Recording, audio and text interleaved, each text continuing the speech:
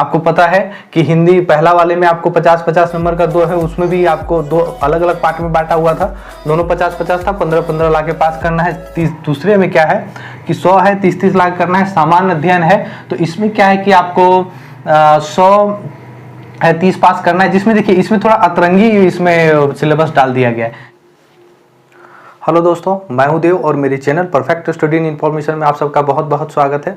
दोस्तों, अभी आप सोशल मीडिया में या यूट्यूब में देखते होंगे जो आपका झारखंड गजट में दिया हुआ है, जैसे जो गृह कारा और आपदा प्रबंधन का जो कारापाल वाला जो दिया हुआ था, जो आपके स्क्रीन पे चल रहा है, देखिए पूरा पीडीएफ आप देखिए स्क्रीन पे चल रहा होगा आपका, उस चीज़ को आपको बताया गया होगा। ठीक है, हमारा थोड़ा वीडियो लेट होने का कारण ये है कि कुछ आप जेपीएससी और जेएसएससी जैसे विभाग से आप काफ़ी परिचित होंगे कि वो तुरंत अपडेट कर देता है।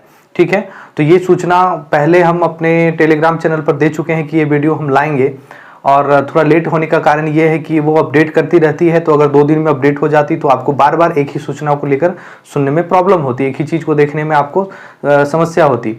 और चूंकि ये 2-3 दिन के बाद वीडियो रिलीज हो रहा है, तो आप इस चीज़ को बहुत ही इजीली और आसानी तरीके से देख सकते हैं। ठीक है, एक पीडीएफ के माध्यम से भी आपको हम समझा सकते थे कि क्या डायरेक्ट लिखा हुआ, बहुत ही लंबा चौड़ा और शुद्ध हिंदी में लिखा हुआ था, तो उससे छांट कर उससे जो चीज़ें आपको ज़रूरी है, जो चीज़ें आसान सी भाषा में आपको सीखना है, कंप्लीट बात करेंगे। सबसे पहले जान लीजिए जो जेएसएससी सीजीएल है उसी के लेवल की का जॉब है, क्योंकि इसमें योग्यता आपका ग्रेजुएशन लिखा हुआ है, और इसमें तमाम हम उन पहलुओं के बारे में बात करेंगे जो ज़रूरी है। ठीक है, इसमें कंप्लीट आप देखिए इस तरह की भी बातें हैं।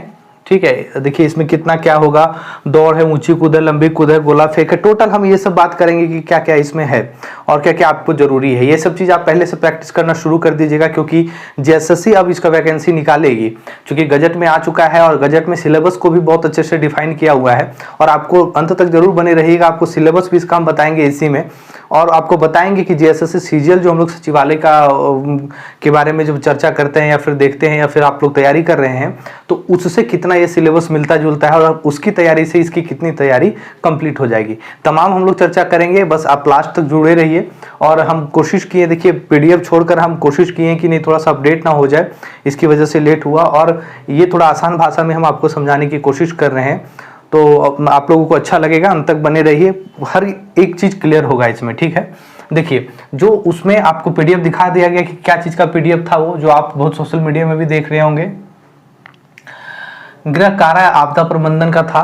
ठीक है, जिसमें झारखंड सहायक कारापाल संशोधन नियमावली 2022, नियमावली 2022 है, ये आपको पता है कि नियमावली 2022 को लेकर है। और इसमें आप मुख्यतः सबसे पहले समझिए कि ये 3 स्टेज में एग्जाम होगी। पहले रिटर्न होगा, फिर फिजिकल होगा, फिर उसके बाद मेडिकल होगा। आपको थोड़ा क्लियर करने की भी बहुत सारी एग्जाम ऐसी है जिसमें पहले फिजिकल हो जा रहा है, लेकिन इसमें क्या है कि पहले रिटर्न होगा, फिजिकल होगा। फिजिकल मतलब आप यहाँ देखिए जितना भी फिजिकल का है ये है। ठीक है, उसके बाद मेडिकल होगा। आपको रिटर्न वाला जो है, रिटर्न में क्या क्या है वो सिलेबस में आ जाता है, जो आपको सिलेबस भी चर्चा करेंगे। फिलहाल हम लोग देख लेते हैं कि फिजिकल टेस्ट में क्या है, वो आपको शुरू करने से पहले बता दें कि इसमें क्लियर लिखा हुआ है, इस गजट में क्लियर लिखा हुआ है कि इसका जो भी पोस्ट जेएसएससी के द्वारा दिया जाएगा, कि जितना पोस्ट पे आएगा वैकेंसी, उस पोस्ट का दुगुना इसमें लिया जाएगा। ठीक है, इस पोस्ट का जो भी होगा, इस पोस्ट का दुगुना इसमें लिया जाएगा। क्लियर है, और फिर यहाँ पे उसी तरह से 1 गुना करके लिया जाएगा। आप जो भी वैकेंसी होगी, क्लियर लिखा हुआ है कि रिटर्न का 2 गुना फिजिकल में लिया जाएगा। ठीक ना, और उसके बाद 1 गुना करके मेडिकल टेस्ट होगी। अब आप फिजिकल का देख लीजिए कि क्या है। फिजिकल में देखिए, अगर जनरल और ओबीसी है तो ऊंचाई आपकी जो हाइट है, वो हाइट आपका 160 सेंटीमीटर होना चाहिए। सीने का माप आपका 81 सेंटीमीटर होना चाहिए। एसटी एससी से बिलोंग करते हैं तो आपका 155 सेंटीमीटर होना चाहिए, और 79 सेंटीमीटर आपका सीने की चौड़ाई होनी चाहिए। ये बहुत जरूरी है, इस चीज़ का प्रैक्टिस भी आपको करना होगा। ये बहुत ही आसान भाषा में, इस आसान तरीके से लिखा हुआ है, आपको बताएंगे और समझेंगे भी। फीमेल है तो उनकी हाइट जो होनी चाहिए 148 होना चाहिए। क्लियर रहे कि फीमेल कोई भी कैटेगरी से यहाँ पर डिसाइड किया गया है, कोई भी कैटेगरी की फीमेल यहाँ पर वो है, उनका यही चलेगा। बाकी ये वाला नहीं होगा, यहाँ पे सीने का कोई माप नहीं है फीमेल के लिए। दौड़ की बात करेंगे, दूसरा जो फिजिकल टेस्ट में होगा वो दौड़ होगा। मेल जो पुरुष होंगे उनके लिए 1600 मीटर 6 मिनट में दौड़ेंगे, और फीमेल जो होंगी उनका 1600 मीटर जो है 8 मिनट में दौड़ेंगे। क्लियर हो गया।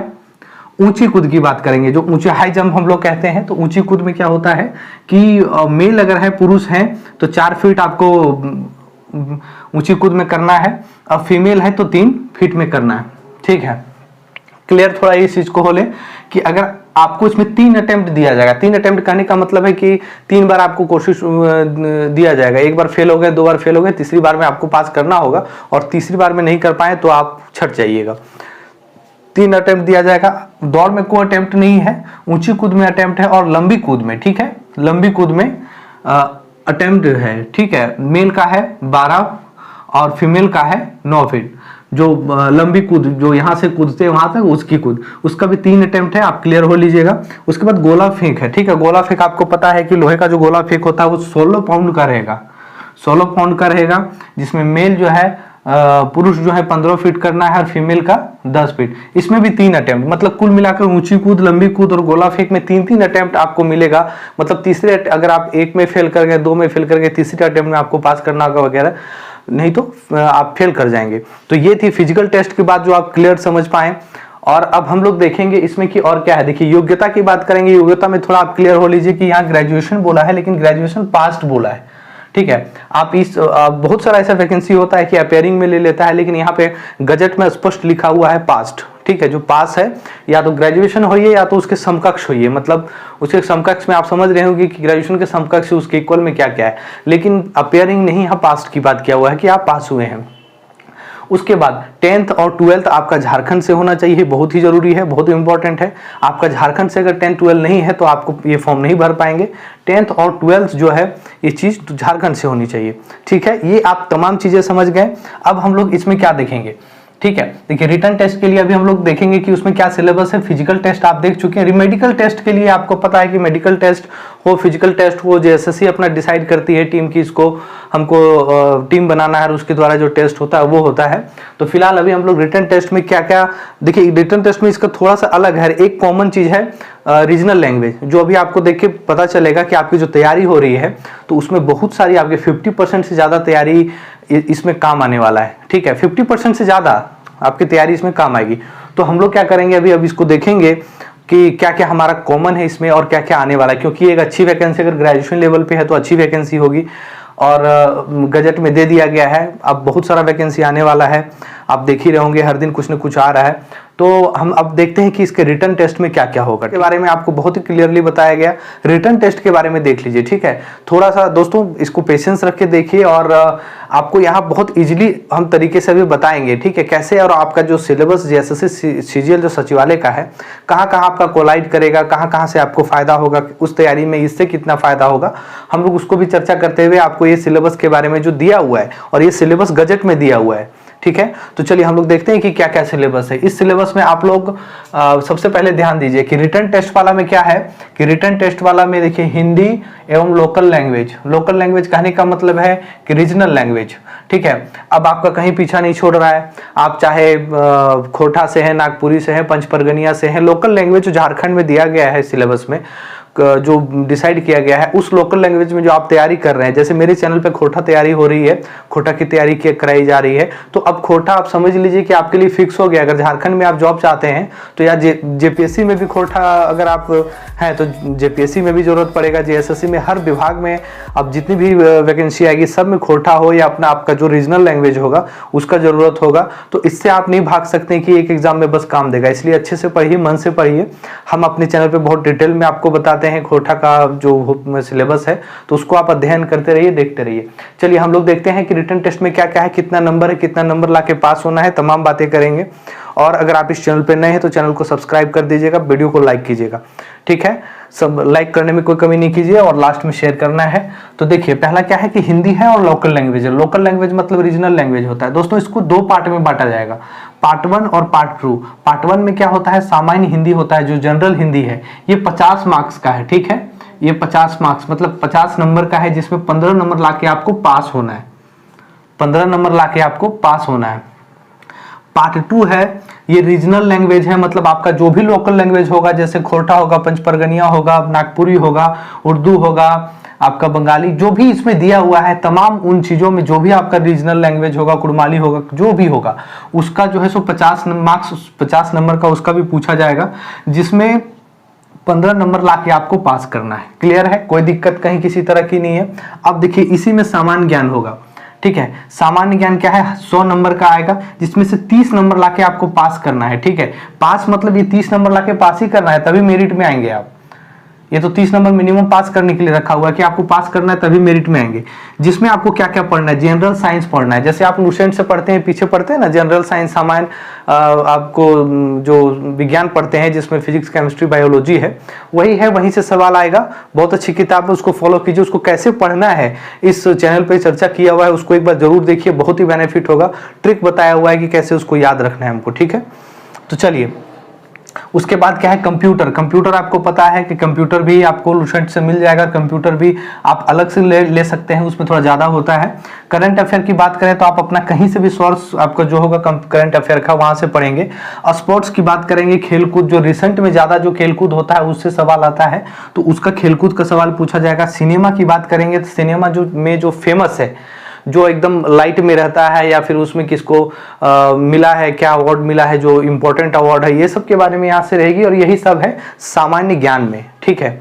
अब हम लोग तीसरा नंबर जो हम लोग देखते हैं वो है सामान्य अध्ययन, ठीक है, जनरल स्टडीज। ये भी 100 नंबर का रहेगा। ये 100 नंबर के साथ क्या है कि ये 50 मार्क्स, ठीक है, ये 30 मार्क्स लाके इसको पास करना है, 30 नंबर लाके इसको पास करना है, कोई दिक्कत नहीं है, ठीक है।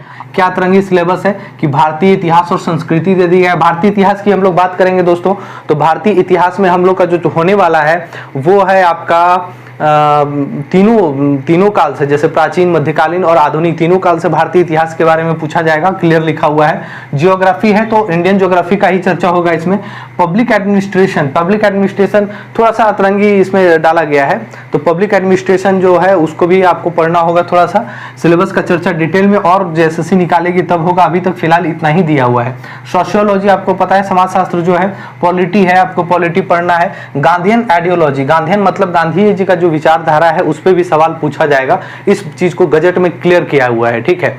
जो भी उसके बाद एसएससी के द्वारा अभी तो गजट आया हुआ है, आपको पहले भी दिखा दिए कि पीडीएफ के माध्यम से आपके स्क्रीन पे देख लिए कि कैसे वो गजट था। हम उस चीज को स्क्रीन पर ना ला के आपको इस तरह से हम समझाने को बेटर समझे, और थोड़ा लेट हुआ उसके लिए सॉरी कि लेट हुआ, क्योंकि हमें अपडेट देखना होता है कि ये जब जेपीएससी जेएसएससी का कोई ठिकाना नहीं है, अभी निकाली और फिर 2 दिन में अपडेट कर दे तो फिर एक ही चीज को आप बार बार 2 दिन में कितना देखेंगे। इसलिए क्या है कि थोड़ा वेट करके हम इस चीज को अच्छे से आपको समझाने की कोशिश किया। आई होप आप लोग अच्छे से समझे होंगे। तो मिलते हैं नेक्स्ट वीडियो में। जो भी इन्फॉर्मेशन होगा आप लोग को बताया जाएगा। इसी तरह की इन्फॉर्मेशन और जानकारी के लिए आप इस चैनल को सब्सक्राइब कीजिए और वीडियो को लाइक कीजिए और दोस्तों में शेयर कीजिए। धन्यवाद।